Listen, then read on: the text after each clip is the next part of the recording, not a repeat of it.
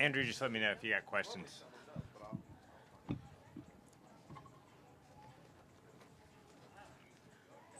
right, hold on, Coach. Let me get Andrew here too.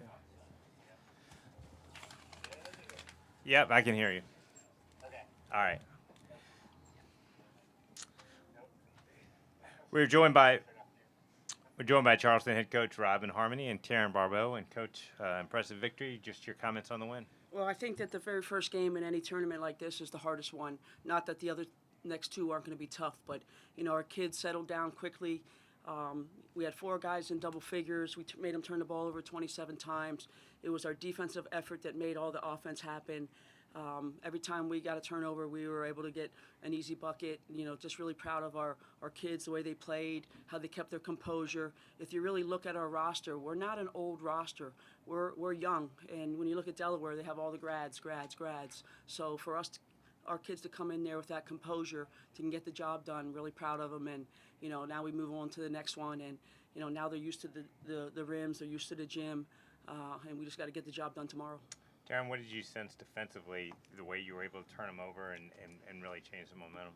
I just sensed like our pressure on defense and our press that made them turn the ball over. Us being in our spot, rotating on the flight of the ball instead of when you catch the ball, that made a difference. All right, questions? Go ahead, Rob.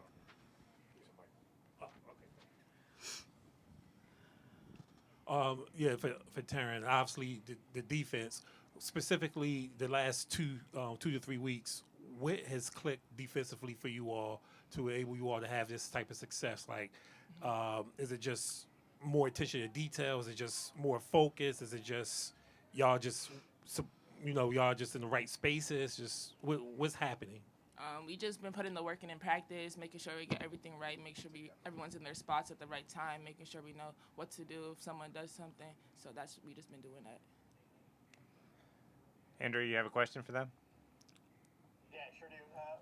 Coach, just talk about, you kind of touched on it earlier, but how your pressure led to the turnovers and led to easy baskets, and that's how you guys have been rolling lately. Yeah, I mean, we decided that it was time for us to go back to basics for our full court pressure, and we did a lot of breakdown drills, mostly for 45 minutes every practice, and the kids hated it, but it's something that we do in the beginning of the year, and they bought in. It's not fun at this time to do 3-on-3, jump, white, all kinds of running around, and 3-quarter court, just so they would know that we're gonna be doing this for 40 minutes, so we're gonna do it again in practice for that 40 minutes and just get back to our fundamentals and the things that we needed to clean up on our full court pressure.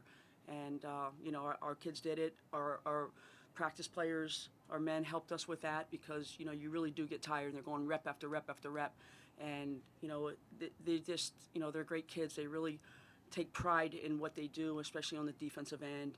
You got to yell at them a little bit for offensive rebounds. They love to sit there and watch, like they have that camera on their shoulder. But they're just buying into what we're doing. And last question for me is, North Carolina A&T, they got upset.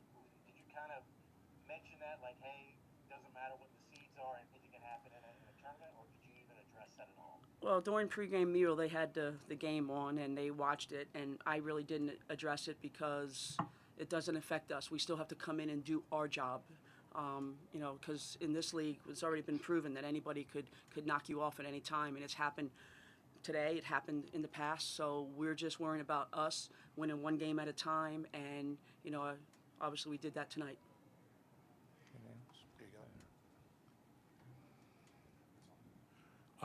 Taryn, can you just talk about the effort of Jasmine Stone? Obviously, at the front of your pressure. I mean, man, she's a dog. I mean, all y'all are dogs, but I mean, she's like a special type of relentless there up front. Talk about her. Yeah, Jazz. She brings energy for us. Like, she's like the energizer bunny for us. She's very active on defense, active hands. Like, she's gonna steal the ball, so that's just how she be playing. And her defense turns into her offense, and it's just there. It's just it from there. Wait. Did I say that right? You got it, almost. Okay.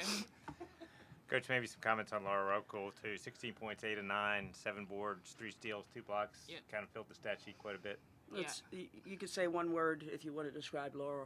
It's just worker. That kid has a motor.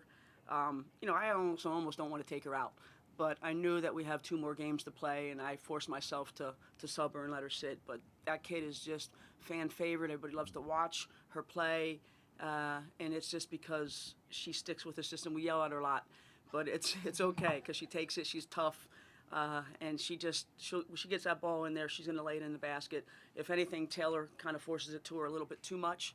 But in the end of the day, Elara's always going to come through for us, whether it's a block, a big-time rebound. She'll hit her peeps and just keep working. Gotcha. Taryn, honored as CAA Player of the Year before the game today, obviously with a lot of games left to be played, but talk about how special that moment was for you with your friends and family in the building for it.